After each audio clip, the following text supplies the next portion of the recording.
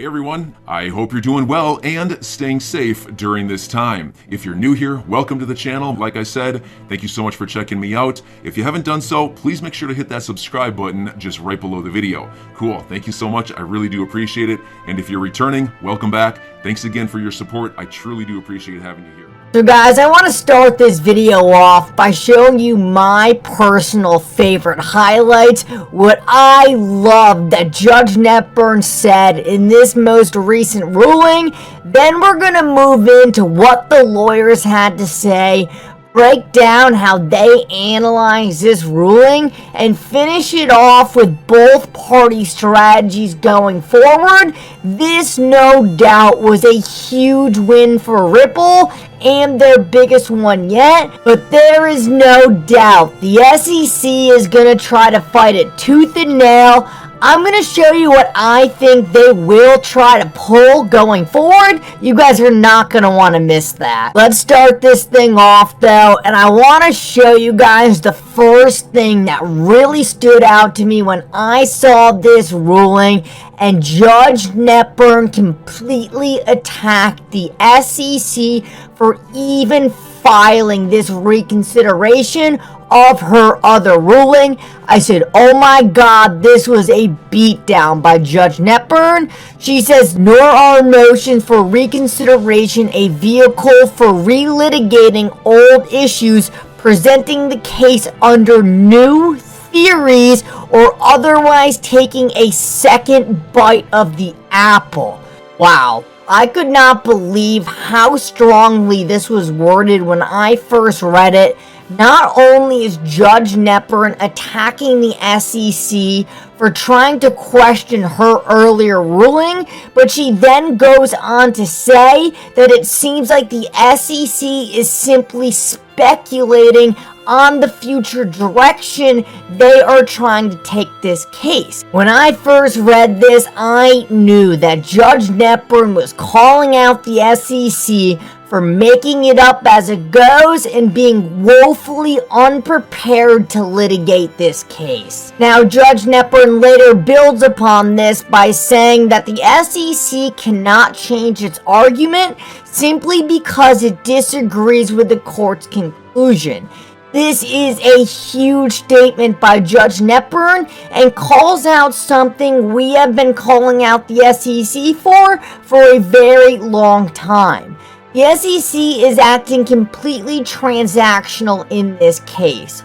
They're arguing each issue as it is brought to them, completely disregarding whether the facts they are presenting contradicts previous facts they have brought to this case. Judge Netburn is telling the SEC that she has had enough of this, and the SEC cannot simply change its arguments every single time a court ruling doesn't go its way. I also believe she is telling the SEC that she is not buying this argument at all, because the SEC is willing to say anything to win any independent argument, regardless whether the facts or evidence is there. Now, Ashley Prosper also pointed out something very interesting in this ruling, which was the fact that Judge Netburn once again goes on to say, Hinman's declaration nevertheless confirmed under oath what the disclaimer made clear, that the speech was intended to and did reflect his personal views. This is a very interesting statement because Judge Netburn says to the SEC, I am not having it. You said this was Bill Hinman's personal opinion. Bill Hinman said under oath this was his personal opinion, and the disclaimers on the SEC's website all say that any statements made by SEC officials are personal opinions. You can now not go back and try to change all of these facts simply because you did not get the ruling you wanted.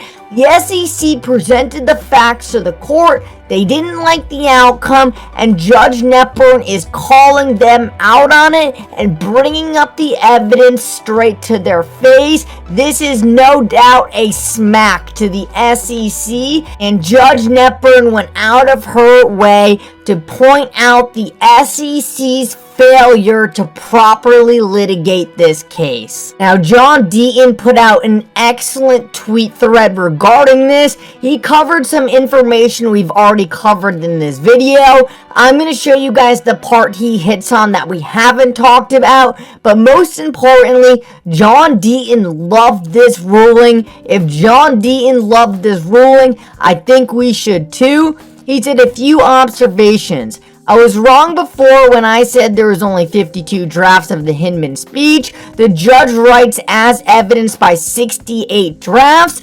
68 drafts is with a lot of commentary. There is a strong chance XRP is mentioned. This is huge, and I'll show you later why that's the case. He also goes on to say that Judge Netburn went out of her way to make this decision bulletproof to any appeal by the Second Circuit. He said that he loved this, and rather than Judge Netburn simply denying the SEC's motion, she analyzed it and then gave her reasoning why she is rejecting the SEC's attempt to make her reconsider DPP.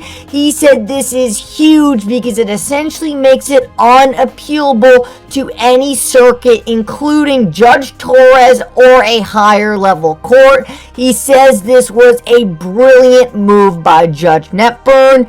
She also calls out the SECs for inconsistencies related to their positions. We talked about this earlier, but did go on to say that Judge Netburn did throw the SEC a bone by allowing them to make redactions on Hinman's emails. Now, he does go on to say that he does believe this makes the ruling even more unappealable to a Second Circuit, so he sees it as a good thing. I'm going to show you some lawyers who have concerns about this, but what's important to know is that John Deaton does like that she was very specific and gave examples of what redactions the SEC was allowed, so he believes this will help keep the SEC in line and prevent them from just blacking out all the emails like we've seen them do in the past. And last of all, John Deaton finishes this thing off by saying if XRP was referenced in the 68 drafts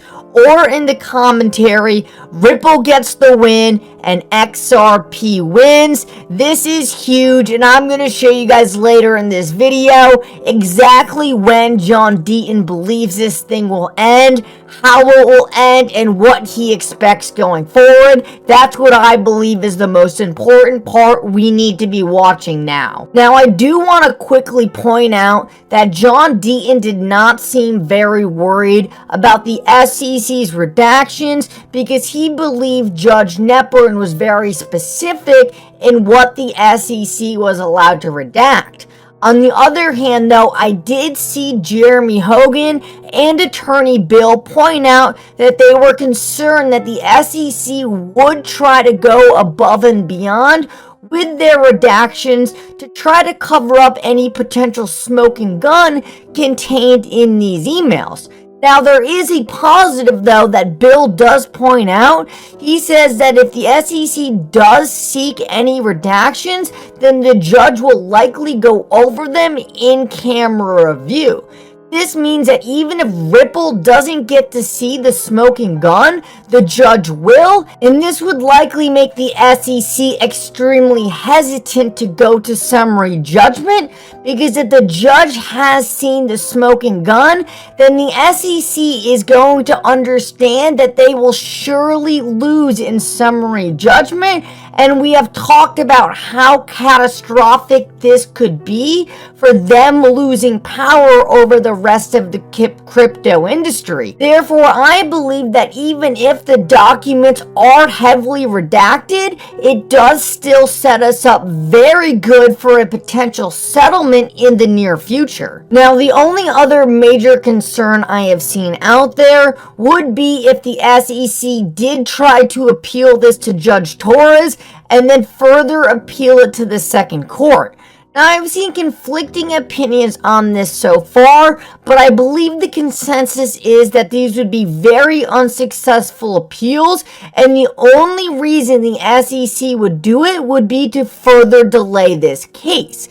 Now, the judges obviously wouldn't like this, and this would set them up even more poorly than they already are for summary judgment, so that's very important to take into consideration.